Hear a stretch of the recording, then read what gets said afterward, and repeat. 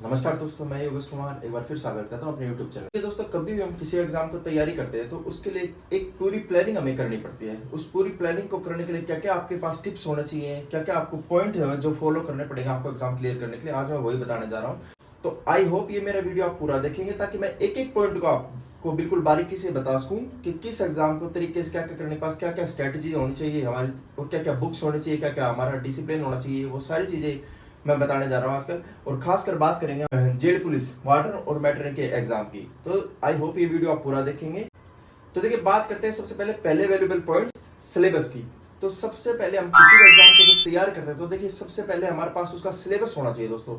उस सिलेबस एक सटीक सिलेबस होना चाहिए कि क्या क्या चीजें एग्जाम में हमसे पूछे जाने वाली है और क्या क्या चीजें हमारे एग्जाम में आएगी। अगर हमारे पास सिलेबस अच्छा नहीं है तो दोस्तों पता होता है कि किस एग्जाम के बारे में कितना पढ़ना है और क्या क्या चीजें उसमें पढ़नी होती है। तो देखिए, सबसे पहले हमारे पास एक सटीक सिलेबस होना चाहिए। तो आप सिलेबस कहाँ से देख सकते हैं? सिलेबस आप देख सकते हैं किसी भी एग्जाम की, जो एग्जाम आपको निकला हुआ है, जिस एग्जाम की आप प्रिपरेशन की, उसकी एक वेबसाइट से। तो वेबसाइट से पहले आप एक सिलेबस को अच्छी तरीके से डाउनलोड करेंगे। उसके बाद आपको सिलेबस का प्रिंट आउट जरूर निकालना है, ताकि प्रिंट आउट निकालने के बाद आप उसको किसी जब जहां भी आपका जो भी स्टडी रूम आपका, आप उसमें उसको चिपका दें और उसके बाद उसको देख देख के, क्योंकि ये अगर चीजें आपको आपको तैयार करनी है, ये चीजें आएंगी, आप उसको डेली एनालाइज करें। तो सबसे पहले देखो, किसी भी एग्जाम को तैयारी करने का हमारा पहला पॉइंट होता है दोस्तों उसके एग्जाम का सिलेबस। अगर हमारे पास सिलेबस ठीक है तो डेफिनेटली हम उसके तरीके से ही तैयारी करेंगे और अपनी रणनीति का पहला स्टेप है जिसको हम अच्छी तरीके से फॉलो कर पाएंगे। और देखिए, सिलेबस के साथ साथ एक चीज होती है कि अगर आपको वेबसाइट से सिलेबस नहीं मिले तो आप नॉन जो वेबसाइट रहती है, यूट्यूब किसी अच्छे चैनल को जिसे आप फॉलो करते हो उसके थ्रू इसके सिलेबस को देख सकते हैं, या फिर प्रीवियस ईयर क्वेश्चन पेपर से भी आप आइडिया लगा सकते हैं कि किस तरीके का सिलेबस एग्जाम में आने वाला है। ये प्रीवियस ईयर क्वेश्चन पेपर से भी आपको बहुत आइडिया लग जाता है। तो देखिए, किसी भी एग्जाम की जब आप तैयारी करते हो तो सबसे पहले आपको उसका सिलेबस अच्छी तरीके से पता होना चाहिए। बात करते हैं इसके सेकंड पॉइंट की। तो देखिए, सेकंड पॉइंट होता है आपका टाइम टेबल दोस्तों। तो सेकंड वैल्यूएबल पॉइंट जो होता है वो हमारा होता है टाइम टेबल।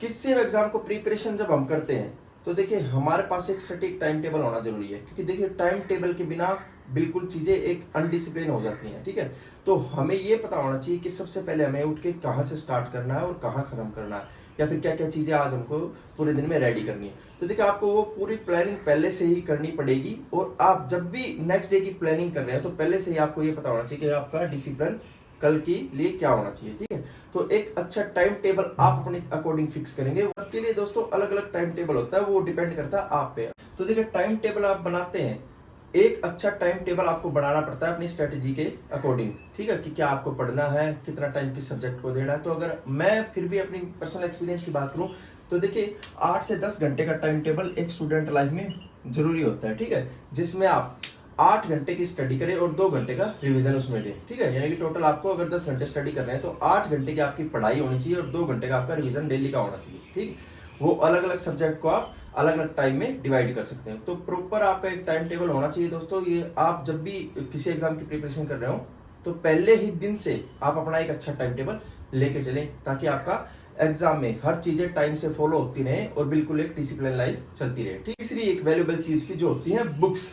तो देखिए दोस्तों, किसी भी एग्जाम की जब हम प्रिपरेशन करते हैं तो एक ये एग्जाम ऐसे रहते हैं, आप समझते हैं कि कंपटीशन इतना बड़ा रहता है जिसमें देखो सभी लोग सभी तरीके की चीजें पढ़ते हैं, है ना।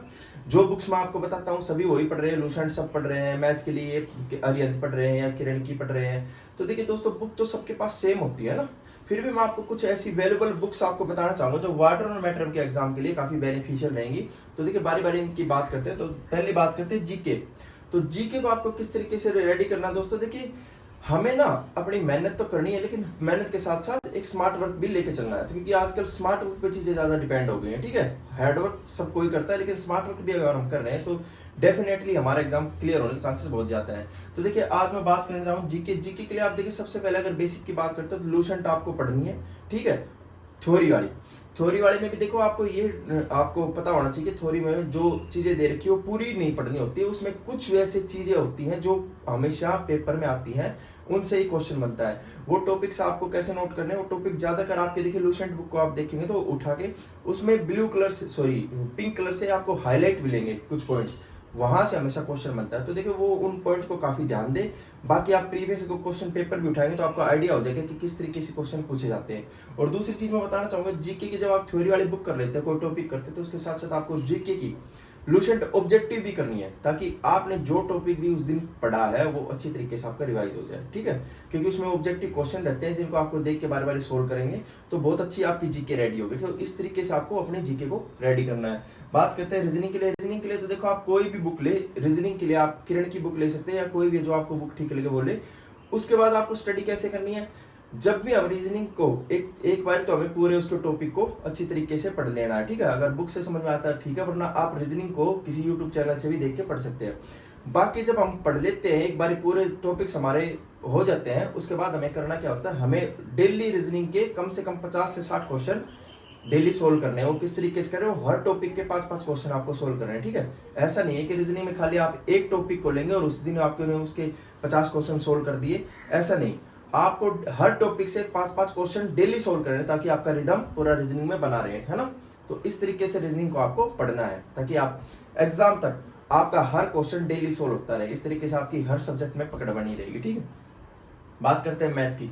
मैथ की बेसिक के लिए देखिए, आप RS अग्रवाल की बुक ले सकते हैं या फिर राकेश यादव सर की भी बेस्ट बुक है, ठीक है। तो मैथ अगर आपको चाहिए अपना बेसिक क्लियर करना तो दोनों बुक से आप पढ़ सकते हैं। मैथ को देखिए, जितना भी ज्यादा आप मैथ हाथ से सोल्व करेंगे, याद रखना आपकी प्रैक्टिस उतनी ही अच्छी होगी। मैथ कभी देख के हम सीख नहीं सकते हैं, ये पहला देखिए पॉइंट होता है मैथ का। मैथ को आप देखें, फिर उन्हीं क्वेश्चनों को आप बुक से खुद सोल्व करेंगे। अपने हाथ से जब भी हम सोल्व करते हैं किसी चीज को तो ज्यादा याद रहती है, इसे एक साइकोलॉजिकल इफेक्ट भी होता है, ठीक है। तो अपने आप को इतना इंश्योर करें कि जो भी आप टॉपिक मैथ में आपने किया है, एटलीस्ट कम से कम उसके जो भी पीछे सब्जेक्ट में क्वेश्चन दे रखे होते हैं टॉपिक के, वो आपको सोल्व करने हैं, ठीक है। जितने ज्यादा आप क्वेश्चन सोल्व करेंगे, ये जाने कि आपकी उतनी ही ज्यादा उस सब्जेक्ट में या उस टॉपिक में पकड़ बनने वाली है। अगर आप मैथ से हमेशा ऐसे डरते रहेंगे कि नहीं ये क्वेश्चन मैं सोल्व नहीं कर पाता हूँ, इसको तो छोड़ ही देता हूँ, क्या होगा एक नंबर ही कटेगा, तो देखिए आप गलत सोच रहे हैं।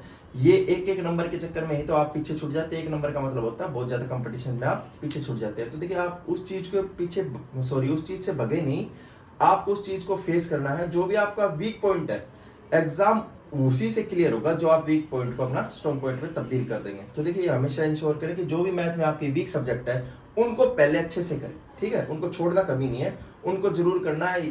डेली करते रहेंगे तो एक दिन देखिए आप उसमें एकदम मास्टर बन जाएंगे। तो प्लीज वो टॉपिक कभी नहीं छोड़े आप, ठीक है। बात करते हैं इंग्लिश के लिए। इंग्लिश के लिए देखिए, सबसे अच्छी बुक एक ही बुक है, नीतू मैडम की प्लिंट टू पैरामाउंट की जो बुक है वो सबसे बेस्ट बुक है, नीतू मैडम की वॉल्यूम 1। आप उससे अच्छी तरीके से तैयारी करें, इस एग्जाम के लिए वो बुक बहुत अच्छी रहेगी। इसके अलावा अगर प्रीवियस क्वेश्चन अगर देखना चाहते हैं तो देखिए, एमपी पब्लिकेशन की जो बुक आती है उससे आप प्रीवियस क्वेश्चन के जो टेस्ट पेपर है, मॉक टेस्ट, उनसे लगा सकते हैं। ये सफिशिएंट रहेंगे आपको इस एग्जाम को क्लियर करने में। अगर आप इन दोनों बुक से बहुत अच्छी तरीके से आप पढ़े हैं तो डेफिनेटली आपका एग्जाम क्लियर हो जाएगा। देखिए, इंग्लिश इससे बाहर नहीं आती है, ठीक है।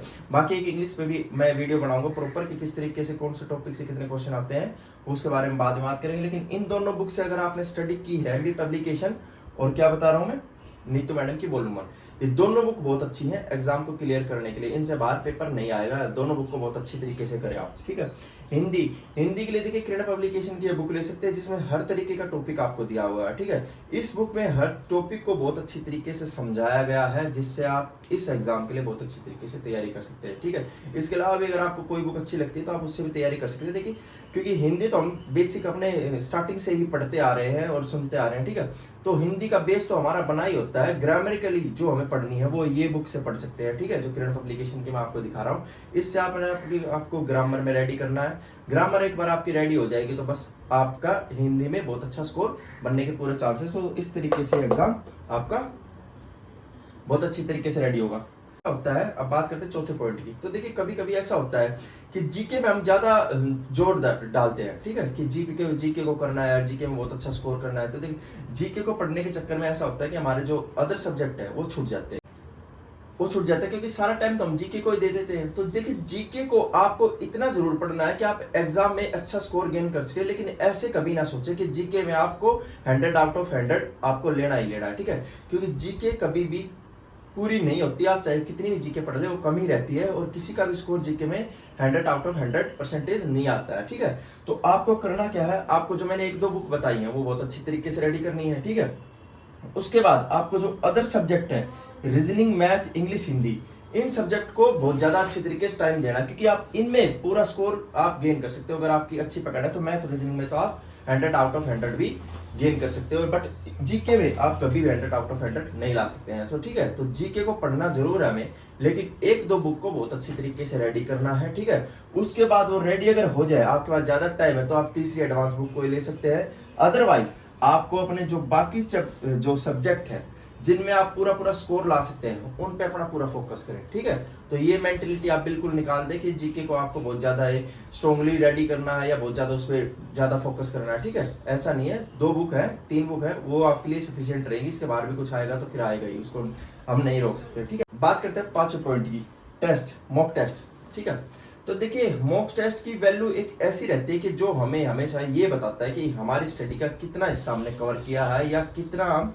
स्कोर कर रहे हैं। वो मॉक टेस्ट ही हमें ये बताता है कि हमारी स्टडी किस तरीके की चल रही है। ठीक है, तो मॉक टेस्ट आपको लगाना कैसे, देखिए वीक में जो भी आप 6 दिन आप स्टडी करते हैं, ठीक है, जब संडे आता है, जो भी आपका दिन आप पर्टिकुलर डिसाइड करें, उस दिन कम से कम एक मॉक टेस्ट तो आपको जरूर लगाना है और अभी से लगाना चालू करना है। ठीक है, किसी भी आप वैकेंसी की आपको उससे डिमोटिवेट होने की जरूरत नहीं है। हो सकता है आपके मार्क्स स्टार्टिंग में कम आए, लेकिन आपको डिमोटिवेट होने की जरूरत नहीं है, बल्कि आपको जहां जहां आपके मार्क्स कटे हैं, आपको उन पॉइंट्स को हाईलाइट करना है और उनको ही दोबारा रीड करना है। ठीक है, सपोज करें मैथ में आपका परसेंटेज का आपका कोई क्वेश्चन गलत हुआ है मॉक टेस्ट में, तो आपको परसेंटेज को दोबारा अच्छी तरीके से रेडी करना है और वो क्वेश्चन किस तरीके का था और क्यों गलत हुआ है, वो गलती को आपको देखना है। तो यानी कि गलतियां अगर हम सुधारते चलेंगे तो डेफिनेटली बात है कि जब हम नेक्स्ट टाइम उसी टेस्ट को देंगे या उससे दूसरे टेस्ट को देंगे, तो हमारा उन गलतियों पे पूरी पकड़ रहेगी, तो अच्छा स्कोर आने के पूरे चांसेस है। इसी तरीके से आपको मॉक टेस्ट में हर सब्जेक्ट के साथ करना है। जो जिस भी टॉपिक से आपके क्वेश्चन गलत होते हैं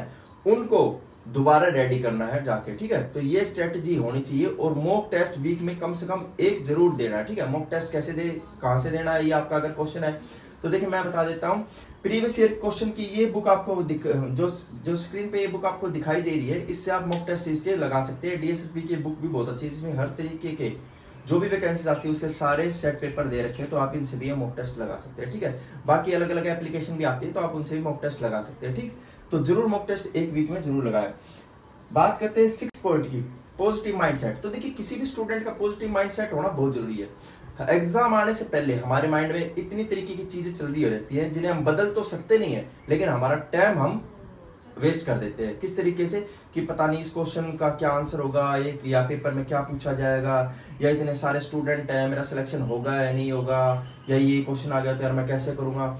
तो देखिए ये सब चीजें सोच के हम किसी चीज को भी बदल नहीं सकते हैं। जो पेपर में आएगा वो तो आएगा ही, लेकिन आपको इतना बिलीव जरूर होना चाहिए आपके हाथ में। सिर्फ इतनी चीज होती है कि हाँ, जिस दिन भी मैं तैयारी कर रहा हूँ उस दिन में मैं अपना 100% दूंगा। एक दिन भी खराब नहीं होना चाहिए उसका। एक जो भी मैं पढ़ रहा हूँ वो बिल्कुल मुझे पूरी अच्छी नीयत के साथ, पूरी मेहनत के साथ रेडी करना है। ठीक है, ये आपके हाथ में है, बाकी जो आएगा देखो वो तो आएगा ही। और डेफिनेटली अगर आप इस माइंडसेट के साथ अपनी तैयारी करते हैं कि नहीं मुझे सक्सेस होना है और मैं सक्सेस होऊंगा और मैं अपना 100% हर दिन को दूंगा, तो डेफिनेटली आपका पेपर बिल्कुल आपके अकॉर्डिंग आएगा, आपको पता नहीं चलेगा। ठीक है, तो इस माइंडसेट को हमेशा लेके चलें। ये बिल्कुल अपने आप को फोकस करें कि आप उन्हीं में से हैं जो सिलेक्टेड होने हैं। ठीक है, ये पहला माइंडसेट है, क्योंकि आप में से ही कोई सिलेक्टेड होने हैं और कहीं से कोई नहीं आएगा। ठीक है, अपने हर दिन को बेस्ट तैयारी दें, गलतियों को इंप्रूव करें। ठीक है, इसके साथ साथ 7वां पॉइंट जो आता है कंसिस्टेंसी। ठीक है, तो देखिए किसी भी एग्जाम में कंसिस्टेंसी जरूरी होती है। आपने सुना होगा ना, slow steady win the race. ठीक है, तो अगर हम धीरे धीरे भी तैयारी कर रहे हैं तो हम उस रेस को जीतेंगे। ठीक है, भले ही कोई कितना तेज क्यों नहीं चल रहा हो। ठीक है, तो देखिए आपका कंसिस्टेंसी जरूरी होनी चाहिए। आपको डेली इस बेसिस पे अपनी स्टडी करनी है कि हाँ धीरे धीरे ही सही, पर मैं हर दिन कुछ ना कुछ नई चीजें सीख रहा हूँ। ठीक है, और बिल्कुल आपको कंसिस्टेंसी के साथ, आपको जब तक एग्जाम आपका नहीं हो जाए तब तक आपको पॉजिटिव माइंड सेट के साथ उस कंसिस्टेंसी को अपना के अपनी मेहनत करनी है।